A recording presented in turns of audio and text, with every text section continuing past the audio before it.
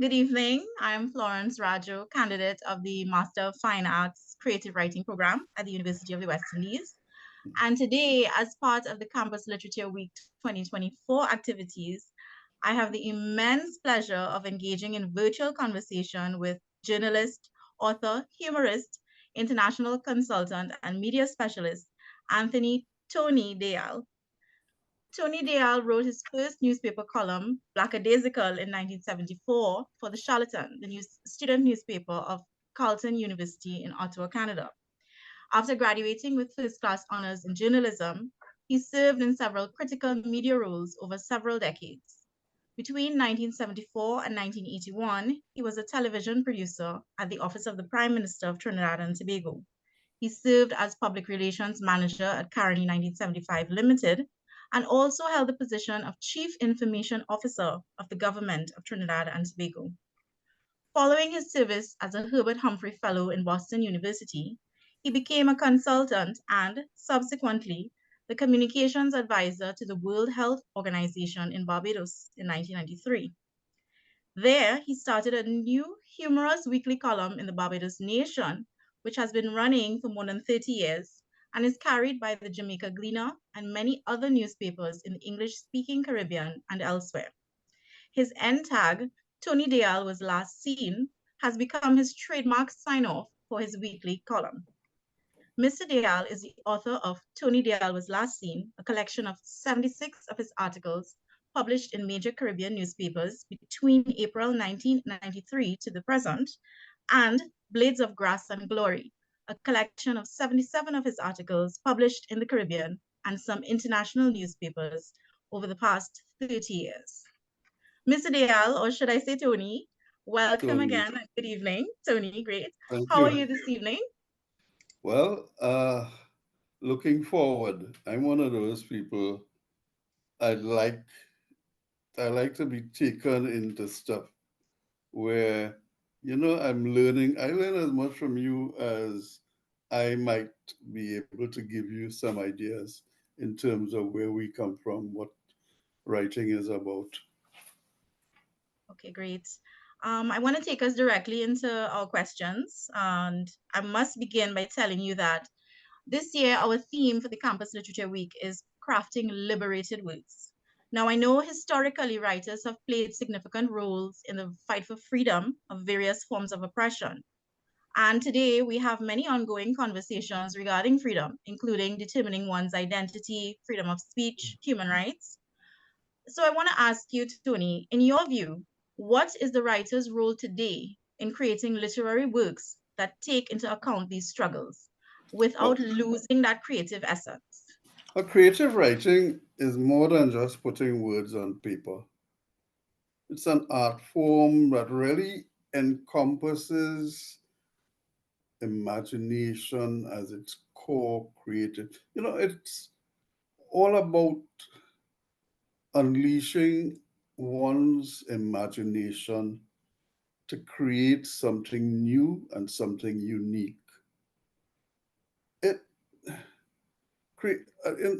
at its core, creative writing is the art of crafting original and narratives, you know, poems or pieces of prose that ignite the reader's imagination and invoke emotions.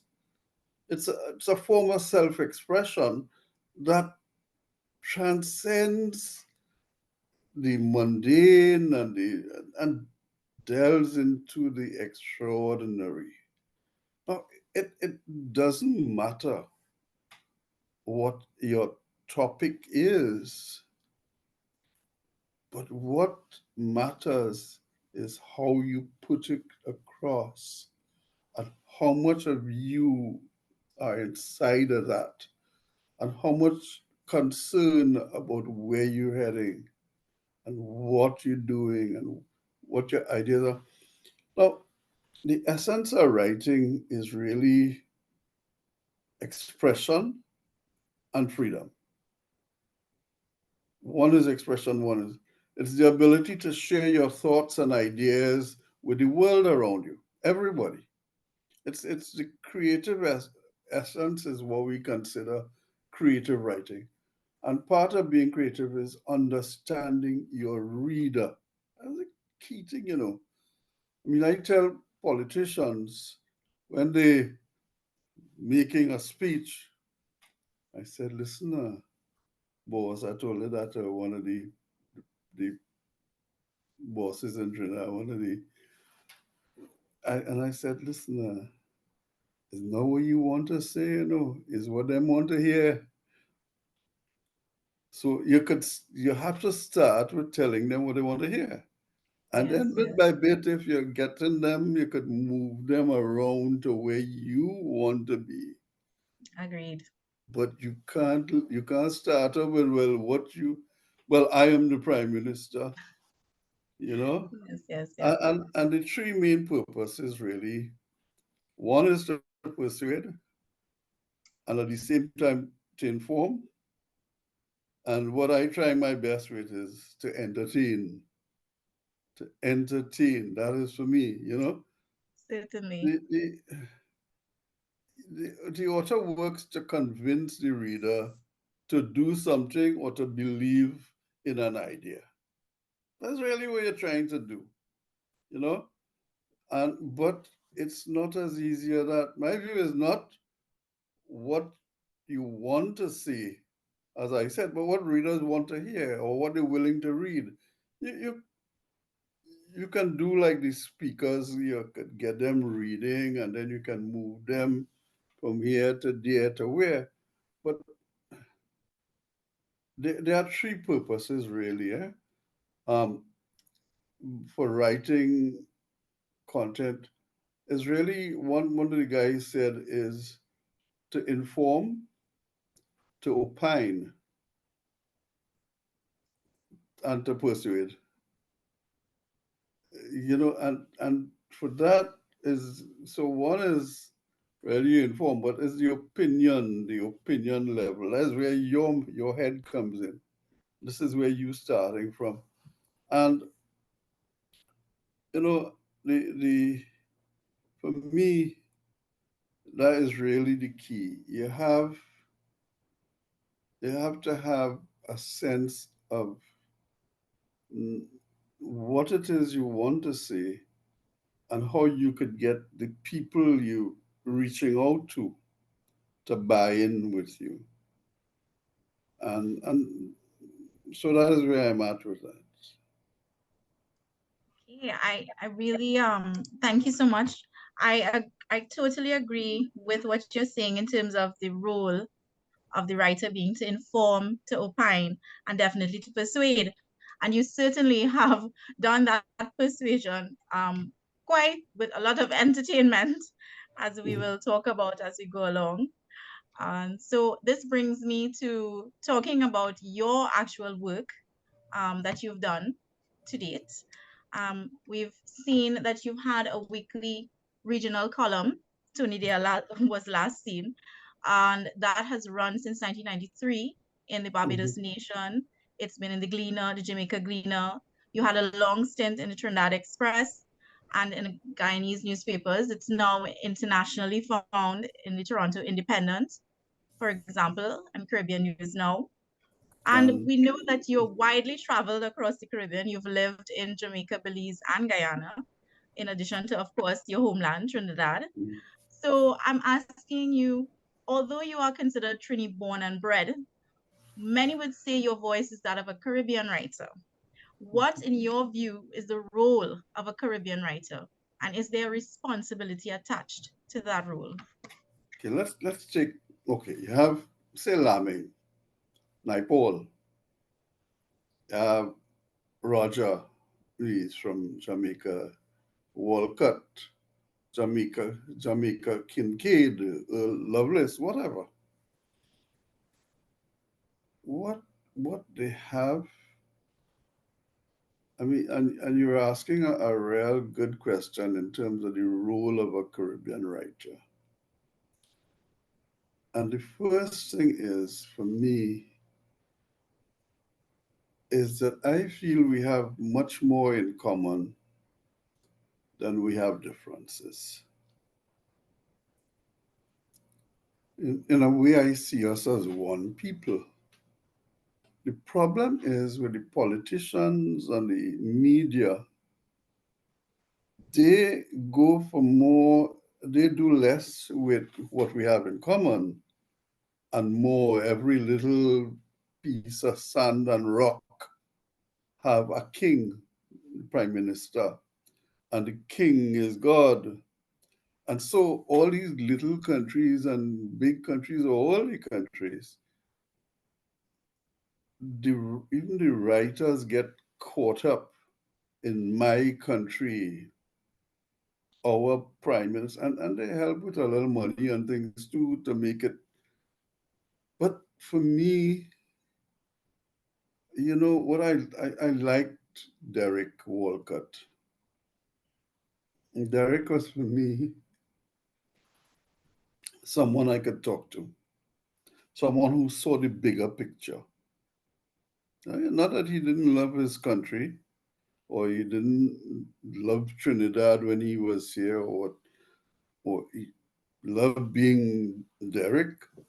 But the thing about Derek particularly is that the Caribbean was important to him. He saw it that way. I mean, Derek and I gave him a lift in Trinidad. So Naipaul had just come out with one of his really very top pieces of work. And I say, boy, Derek, boy, you see how Dr. Williams giving everybody the naming uh, a big plane after them? Well, we boy going to get one, man. Yes. And Derek look at me, say, boy, Tony, I go kill Vidya no to have a set of black people walking up inside him. That that to me is a decent fella.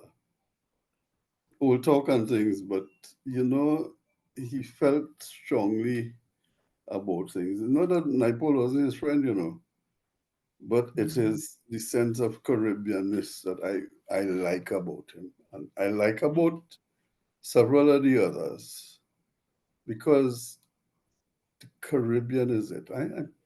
I tell people, I mean, I'm born in Trinidad, but I am a Caribbean person. My wife is from Guyana. My the last two children were born in Barbados. I'm a Trini, and we are Caribbean in the best sense of the word. So to come back to your question, to me the responsibility is you could see the parts as parts, but you must have a feeling of the whole. And this is the Caribbean. You could, and too many of them, they they seen the trees, but they not seen the forest. Indeed. They're not seeing it. Indeed. And to me, that is really the issue. Yeah. That is such an interesting take on the role and responsibility of writers in our region to see not just your own space or your own country that you represent, but the region as a whole. And it's something that we are all, as writers, creatives, are, I can agree, we're all working toward, hopefully, as time continues. But I'll add one other thing before you go on yes, to the next question. The same thing. We we are in real trouble in a way in the Caribbean now. After all the problems with um, health and having to stay home locked in their house and during that pandemic, yes. all of that, there's an issue here that everybody getting together except the Caribbean. And what worries me is if we don't hang together, we can hang separately. That's so Because true. the little countries and nothing, people, even now, one of my worries, one of my serious worries is you see Guyana got help with from Britain because they want the oil and it's their companies running the oil. And Mm-hmm. Trinidad and some of the others didn't want to join, didn't want to help. And Trinidad still says, well, we're not totally in with that. Mm-hmm. And Barbados to some a lesser extent. My problem with that is we are closer to Venezuela than Guyana in some ways. They already start to send oil and things by us. So Mm-hmm. if Venezuela wants to take over our country with all its people here, with just a little shortcut, and without anybody saying, I mean, there's something with a boat recently, a few days ago, Yes. Mm-hmm. and suddenly we find out that the boat comes from Venezuela, but Mm-hmm. the Trinidad people didn't know that. And it worries me that if we don't hang together, Trinidad will be one of the first to hang, unfortunately. No, it's a serious concern, some serious words. Even though this is the Campus Literature Week is about art and writing and literature, we have to take into consideration what is happening in our region and the local, regional, international implications for that. So yes, there is definitely a worry that we need to band together. And one thing I can say though is there is power, and I'm sure you will agree, there is power in what writers or creatives in general can do to bring people together. So I'm Oh yeah. hoping coming out of these types of conversations, we have our emerging writers taking their role more seriously in terms of building unity, Caribbean unity. Hmm. Yes. I'm with you on that. But I do want to stray to a little bit of a more lighthearted. Well, I don't know if you'll agree with me that it's lighthearted, but I want to talk to you a little bit about your love and your writing for cricket. I know you have a special passion for cricket. You have served as the corporate secretary and head of corporate communications at the WICB, and you're quite familiar with the highs and the lows of West Indies cricket. This is found extensively written in your book, Blades of Grass, which I would encourage all of viewers to get a copy of. My question to you is, in your view, should Caribbean writers do more to incorporate the legacy and future of cricket into creative pieces? Well, cricket is the glue that binds the Caribbean together. It is when we win in, the whole place is happy and increasingly as we're losing, people upset. I see men walk out of the house with cigarette. Say, Jesus, and it really tells you something deep down, and it's so bad that we win one match and the guys will say, "Boy, we winning," and I say, "We turn the corner," and I say, "Boy, when you think you turn the corner, is a train coming to bounce you, Because really, the advice that I would like to give writers is to write so that the youngsters, the boys and the girls will enjoy the game. Not necessarily playing it, but understanding what it does and what it means for us and to us. And one of the interesting things about cricket and why I liked it is you learn a lot from the game. Some very about behavior, about life. And that part of cricket is quite interesting because you have to be, there are some things you have to learn about yourself with cricket. My son, my cricket book is dedicated to him.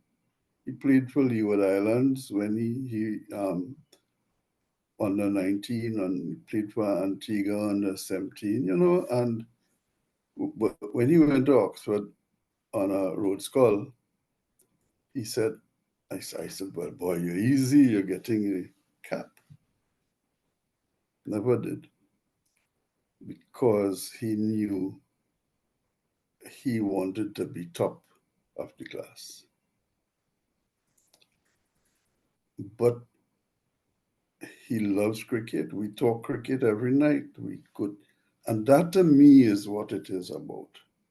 Cricket is more than just winning or losing. Cricket is more than, it is very important to us as Caribbean people, and for me, as a writer, and to answer your question, which I've gone away from, the advice I'll give is, first of all, don't jump the gun. Be as good a journalist as I would like to see all journalists do. You take all sides of the story, and then you see, well, you see, this is what should be happening. It could be from all the different sides, bits and pieces, but you come up with something that is useful, that is true in the best way. What we have, unfortunately, is one boy in Barbados, they want him on the side, so you get a big picture and big story about how come he get picked.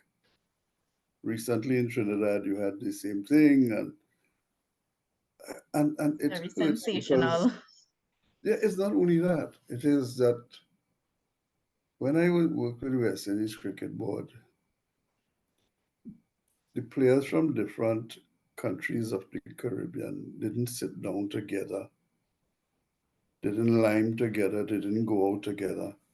So here you have a Caribbean of countries where the first time you might hang out or be in the same group with someone from two or one of the other countries is when you get picked to play. They don't hang together before that. When they meet, my son playing cricket, he goes with a side from Antigua. And they don't have nothing to do with the side from anywhere else because they dare to play. So perhaps if we could find a way of forcing the board and the others from early enough to have the kids playing together as one group, sitting down together to eat with one another, that perhaps, but what the cricket writers have to do is to get away from Jamaica and Guyana and Trinidad and look at the West Indies. Again, I come back to that. If we do hang together, we go hang separately. Agreed. And it ties back to your initial point about Caribbean unity and us operating in silos rather Mhm. than seeing us as a whole. So yes, thank you for that insight again about uh, writing and cricket and what we can do as creatives to ensure that the younger generation not only learns about the game but enjoys the game through our craft. So Mhm. I'm I'm sure with that, that and I'm really very much with that. And you see the kids together when to see my son uh, playing cricket when we were we lived in Antigua, and he and the boys all together. He was captain of the school team since he was 13 or 14, and they were all one people. yes, yes, So that sense it of kind of camaraderie and unity. yeah, it kind of hurts now a bit. it hurts now. And it's something that is happening in Trinidad more than anywhere else, where it's opening out, where the races are not together as they were. And for us, for people like, and it's something I write about, but it Mhm. doesn't go anywhere, that we really cannot continue having this huge gap between the races. You can't go Agreed. on Agreed. because you're losing a lot. I mean, this country, Trinidad and Tobago, has achieved more as a little country than any other country in the world. But not just the steel band. What I was telling one of my friends, hey, if you go to India or you go to any place where there are people of Indian descent, they have they have the roti or whatever, and and they have the other things. Only country where they decide to put it together, Bara and China, in one thing is Trinidad. Yes, that's very much true. No other country in the world has Bara and China in like that. Yes, It just tells you how different Trinidad is. we are. Yes, it's true.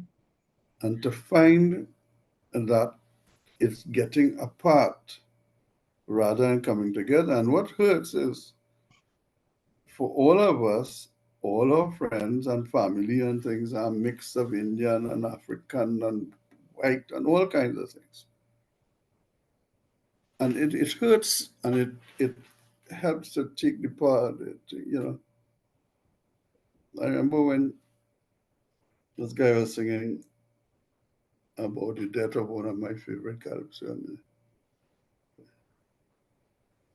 And he said, well, Wagga sing, I want to win. My boy tell him, sing about the fellas who collect money to go and build a nice tomb for me. I Mhm. used to sing for them like a slave, and they wouldn't burn a cock set on top me grave. Oh, me dad. Yeah, And that is where we are. it is sobering. It's not where we want to be. I'm hoping, as I said earlier, that with conversations like these and more interaction with persons like yourself, we could shape a new way forward that blends our cultures rather than, continues to divide, especially in Trinidad and Tobago. Um, I wanted to take a moment to talk a little bit about your use of, as we're talking about a heavy topic, which is racism and division. You have a way of using humor um, in mixing the heavy with provoking some laughter or Mm. chuckle. And you've been compared to be, or as said to be, as in the same league as that of humorist Mark Twain by Professor Kenneth Ramchan. He has Yeah. opined that you are perhaps the most widely read columnist in the English speaking Caribbean. I would like the upcoming generation that is now learning about your work to know a little bit more about your choice of writing style. How has the pun in particular and humor aided your growth and journey as a writer? Really, I don't know. My mother was married at 12, and when she went, the fellow already had a wife, and her parents didn't want to take her back. My father started cutting cane at 7 or 8. He never really went to school, but for some reason they wanted me to do well, and for whatever reason, from about 4, I started to read English, and English was my subject, my life almost. I mean, I just And because of language, because of writing, I learned to play with words, play with language. I mean, I remember one of my friends in presentation, we were, what, first day in presentation? We, and I was always at some kind of will talk. I mean, the teachers used to, the one teacher in particular said, Tony, the sky is blue, the grass is green, get out of my class. Because, and this guy, this friend of mine, we were walking and going up to the library, and we were coming to the door. And he said, okay, you like thing? All right. I want you to make, make a pun with this door now. And I said, well, open the door. Wonderful. I didn't There's take that a wit. look, it just go. And I go. Yeah. So part of it is from the reading, and part of it is from the love of words, love of the English language, where I could twist it and move it and play with it all out. And why I go, you see, let me explain something to you. Shakespeare started it. Okay, let me put it in the theater in Sepaya. When you have the people coming in the theater, the majority going in house. So for me, I have my people in house. Basically, the article and the column and things really go for the house. But then there are the fellas in pit, like not that thing, and had to get them something. Shakespeare used to do that too, Fellas in pit had to get something. So that is part of where some of the jokes come in, a little pun with a little sex in it, but not, Yes. but you have the guys up on the top. Mhm. You have there, you have little, but you have house, but up in the top. What you'll do, those are the people I do a double pun with. I do little bits and pieces of laughter, of different things, so they alone could go for it.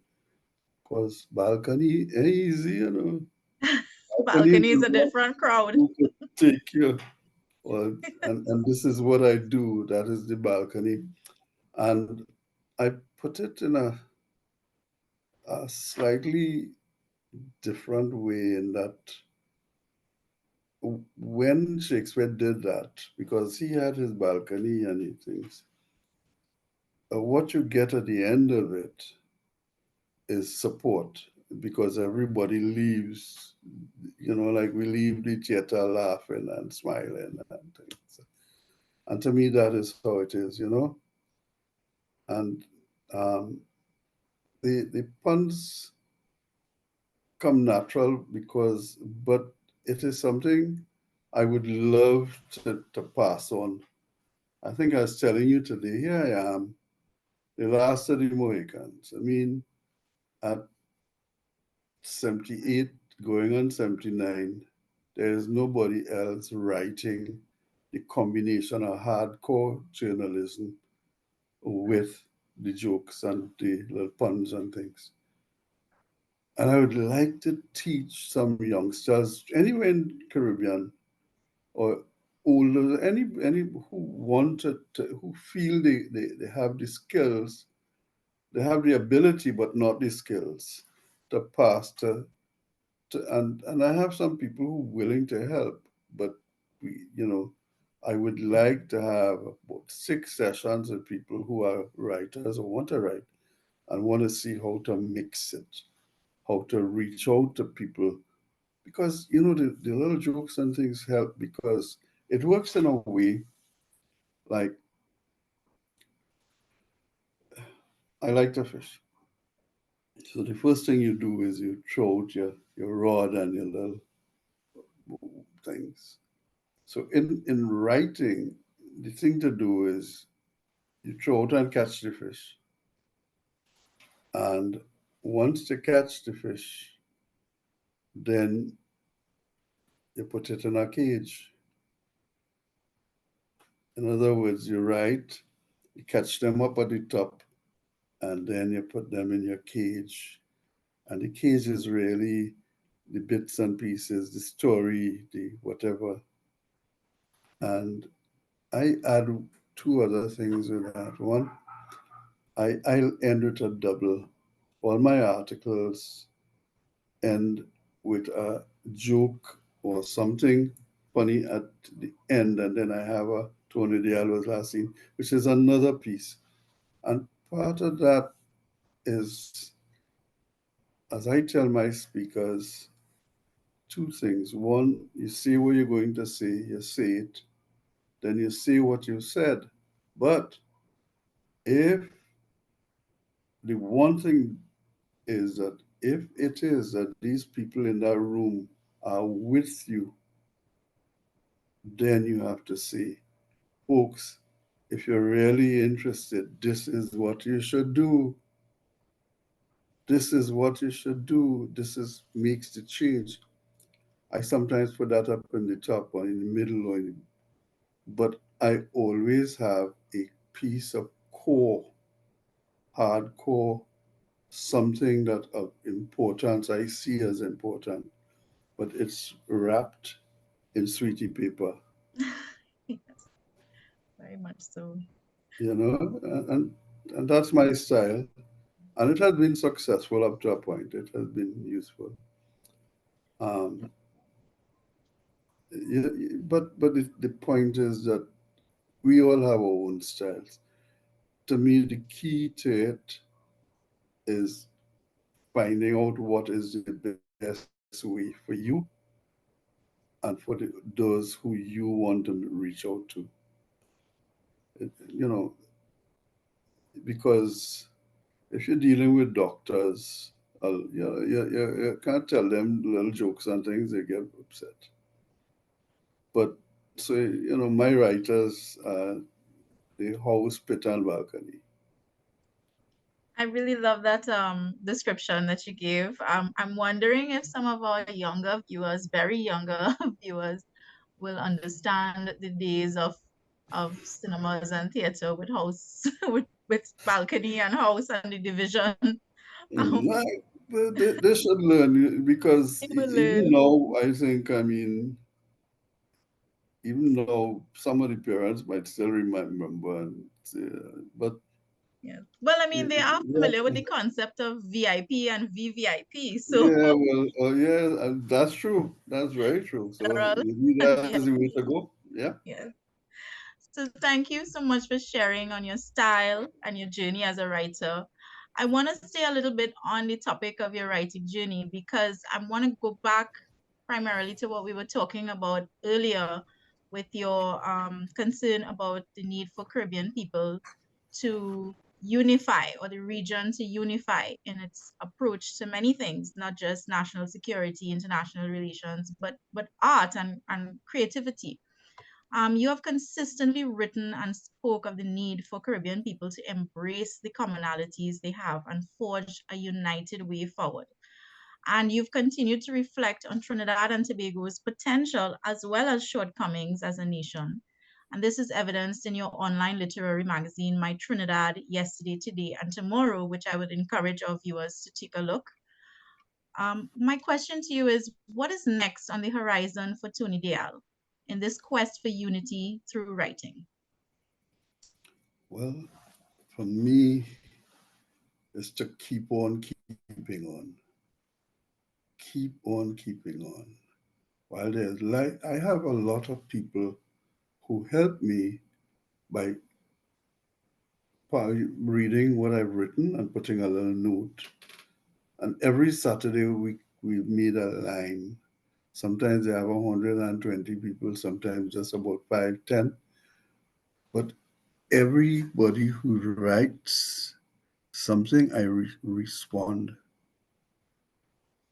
And we make jokes, and some of them add value to the story by saying something that is fits into the scheme. And that Saturday morning has become important to me because it creates a family more than anything else. It it creates a sense of being. And to me, that is one way. The other thing is that I try to help people to help themselves and one another from a long time. So I have a couple who send me little notes and ask me, Tony, how to write this, what you think about this. I do it, no problem, no money or anything. And that is also very important to me, not just the writing, but being linked up with people. And so I'm good. The thing is, I still read a book, almost a book a night. Book Yeah. a night. Yeah, That's a lot. yeah, well, I'm all right. No, but I don't read hard.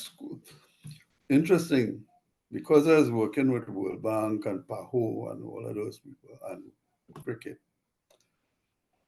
I made it duty more than anything else to read humor or crime Okay. or stuff like that Right. before I go to sleep. I Okay. didn't want any, and I learned more from them, some of them, than I learned from anybody else. Because it's easy to learn if you're enjoying something, Yes, and it is. that too. And so for me, what I do at 78, I'll be 79 as I said this year. I still play cricket with my son. We still talk about cricket. My daughter, uh, my wife is a reader, but I'm one of those people who just I am good with a book. I'm good with a book, and it doesn't matter what book I want to read it. So I'm sure we will be seeing more work more work coming from you. There's one Um, coming. There are two things coming. We okay. in between. One of them is I'm going through all my articles, and there's plenty. There are a couple thousand. Take out the best jokes and putting it into one little book. No hardcore book. It's just a straight soft cover, and it might sell for about $3, but whatever. But too many people have said, "Boy, Tony, boy, you remember this joke? Come, send it back for me now." So I think one of them is the book. Other one is that several of the people at writers and things, and more than that, some of the political people have said, Tony, you know the Caribbean more than most people. You've been around the Caribbean, and you have stories, and you tell things, and and we want you to write a book about the Caribbean from your perspective and talk about some of the Caribbean. But it's your book and your story, and no kind of old talk and thing. Keep it a little. You can put the jokes, but not too much, and but keep it as your story. So it's one of, but I'm going to do the jokes first because I more reach out to my friends and people who like the old talk, and we sit down. Yes. And so that's the first one. But in the meantime, I'm thinking about how to put something together about the Caribbean from a slightly different perspective. You know, let's hope. Well, I know I am definitely looking forward to the book of jokes, as you put it. It's much more than I'm that, glad. I'm glad. but I am definitely looking forward to that, and I'm sure everyone that's looking at this interview will be looking forward to that documented experience of your Caribbean life or your And, journey through the Caribbean. That is going to be an immense um, asset to our libraries, I'm well, those sure. people who like some of those things. Uh, I've started in my Trinidad from this week, this month, with articles that are more than more than not less than 20 years, and it's some of the older articles I did from the earlier days, and some of them are fun. And but it takes us back. You see, my Trinidad yesterday, today, and tomorrow doesn't have enough people who know about yesterday from yesterday. So we want to do more with yesterday, because if you know about yesterday and today, you'll have a better appreciation of what tomorrow should be. What kind of tomorrow we in Trinidad, not Trinidad and Tobago, we in Trinidad should have, and demand that Trinidad from whoever is in power. We definitely. Well, Tony, as you, we've come to a point where we've gone over most of the technical discussion. And I want to say thank you so much for answering the questions and giving us insight into what you believe the role of the creative writer in the Caribbean is, how we can incorporate cricket in writing and have that journey be special and continued for generations to come. And of course, our role in fostering unity and breaking down those walls that cause division in each of our countries. At this point, though, I'm pleased to welcome you to grace our listeners and viewers with a reading, one of your selected works that we spoke about. I believe it's Caribbean Callaloo. I Right. would love if you, yes, I would love if you could just tell us a little bit about it. And then when you're ready, feel free to take the Caribbean floor. Colony is something, this was written in 1995, right? And what it was always the difference as you move from one Caribbean island to the other, and how the same word has different meanings, the way of speaking has different meanings. So this is called Caribbean Callaloo. As I walked through Georgetown, a little street urchin to whom I had earlier given some money followed me, his intelligent eyes, shy smile, and sturdy gait contrasting with his torn clothing and his bare feet. I walked into one of the department stores and seeing a shirt I liked at a good price, I bought it. As I picked up my package, one of those ubiquitous uninformed security guards walked up angrily demanding, "Who buy that? Who buy that?" Say, "Well, me, I buy it." And then he said, "Not you, not you," he said, pointing to the urchin. He, I strove to correct him. I said, "That is clearly not the case." I said that sharply, "This is mine, I buy it." He was getting angry and raised his voice harshly. "Not you. I'm not talking to you. I want to know is who buy that." The little boy had become frightened and was hiding behind my right leg. A crowd had started gathering. I took out my receipt and showed the guard. "Listen," I said, speaking slowly as to one mentally deficient, is this is mine. You see the receipt? That is mine. Is me buy this? The guard shrugged, is satisfied or content to fight again another day or whatever. And he said, well, if it was me by that, I wouldn't dress up so pretty and me by look so nasty. So two women in the crowd in the place, they chorus their approval of the observation. Another woman said, but the boy don't look like him. Maybe it's somebody else own. I wave my receipt again for all to see. Look this.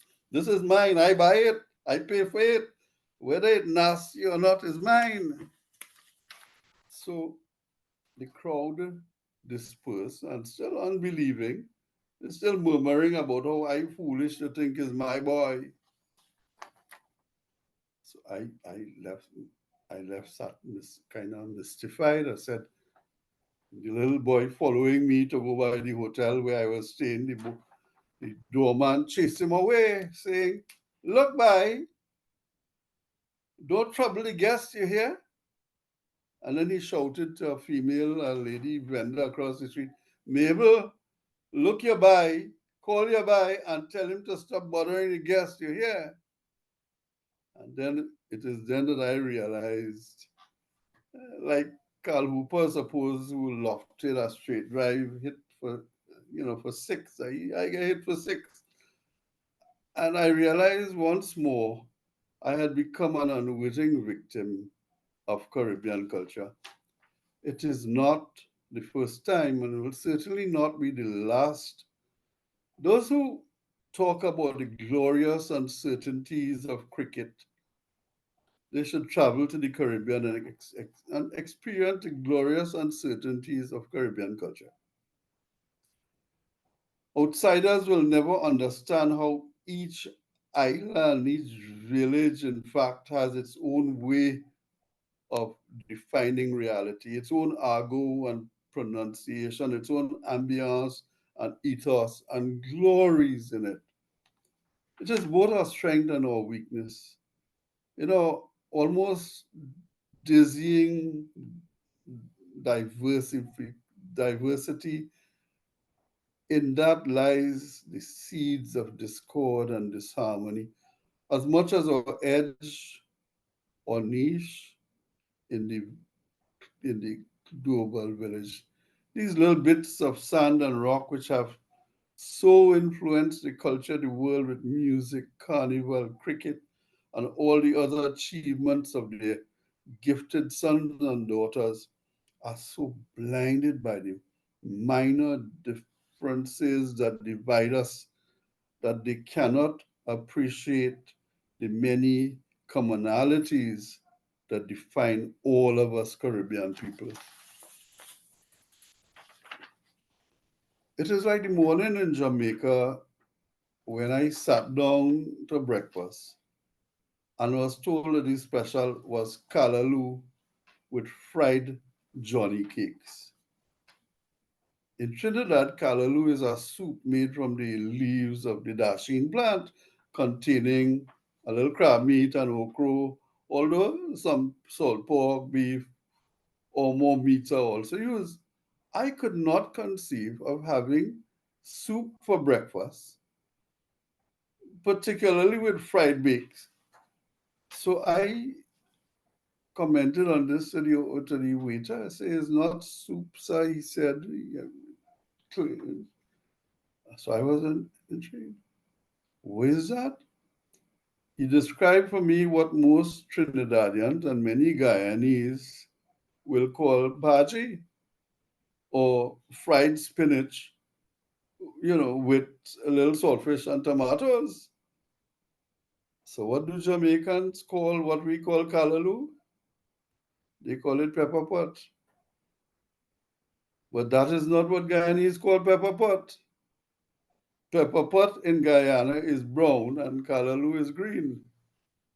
So there are also other food pitfalls for the unwary. Fruits, for instance, can be bewildering. What in Trinidad is called chenet is called guinip in another country, and skin up in another one. You can imagine Trinidadians hearing about something called skin up.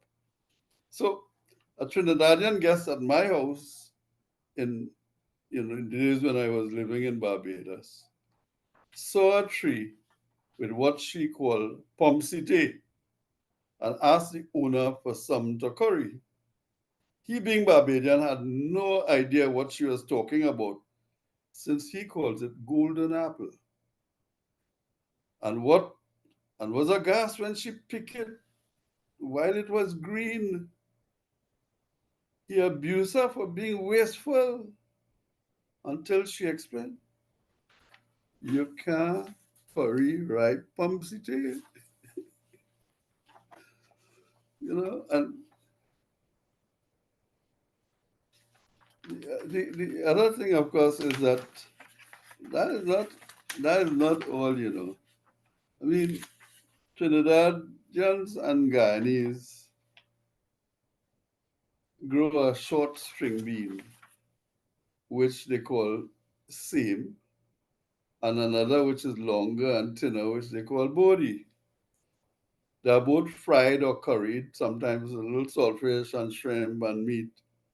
I remember when a vendor who passed around the countryside by us every week selling vegetables with the familiar cry of tomatoes, cucumber, same, bodi, tomato. And one day he was roundly abused for selling stale goods. A woman new to the village, she had just come to live there, asked him how he could be so bold-faced to come round every week with the same body.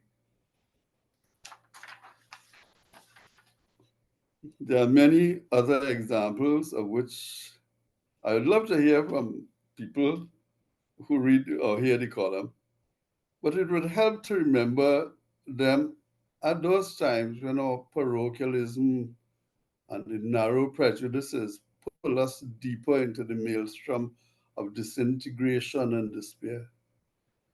In the meantime, I will remember my Jamaican friend who was attending a seminar in Trinidad and not knowing or not bothering to ask the waiter any questions, ordered callaloo for breakfast. When she complained to me, I looked her straight in the eye and said, "Welcome to the Caribbean, my love. Welcome." Tony Deyal was last seen nursing his jaw, mystified. A sophisticated Guyanese lady shopper on Broad Street told him she was looking for a goodbye, and he offered his services. Oh my goodness. What an ending. This is exactly what we were discussing. The humor, the excellent way you use humor, but addressing very serious topics. I love that line that we don't recognize our commonalities.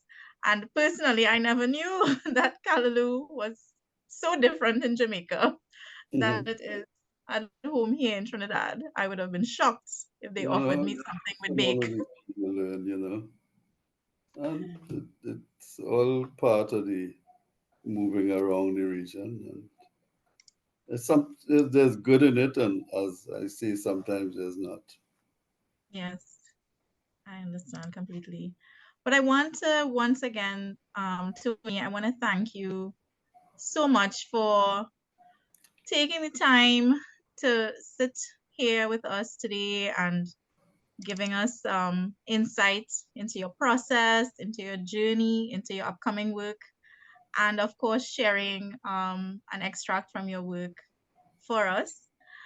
We look forward to your participation in the lunchtime reading sessions that's upcoming in over the period March 11th to 15th of this year. But I must say thank you so much for taking time and just giving us so aside from the humor that you bring, there's a strong and very serious message in what you're saying to our writers. And I do recall you suggesting that there's a possibility you're hoping to do some sort of collaborative workshop that would teach writers existing and upcoming about what you do and how you do it so that your legacy and this type of writing can continue. And I hope we can further those types of discussions as well. But I wanted to say thanks to you because it's been a while that I've been linked to UE. Last time I was there was fun. Um, uh, and I was, mm, I when I was at UE in the first year, I became hall chairman at Canada Hall, and Canada Hall was not the good place that it is now, but it was fun. And the night I had one of the poems I'm going to read next week, I was listening to it on the radio, and my friends in Canada Hall heard, and so my nickname then was Poet. Thank you. Yes. Well, we do look forward to what you have to share during the lunchtime readings. I believe for our viewers, you will be there on the 14th of March, Right. and we will hear more from you in person. It won't be a recording, so that's something to look forward to. Right. Once again, thank you so much for your time and for sharing all that you have, and we look forward to continuing the conversation And I have to with you. thank you. This was fun. And you made it fun because we both got into each other's kind of groove. Very nice. Yes, very much so. Okay, have a good evening and take care And you too. Take till care. we see each other. Right. Okay, goodbye. Bye.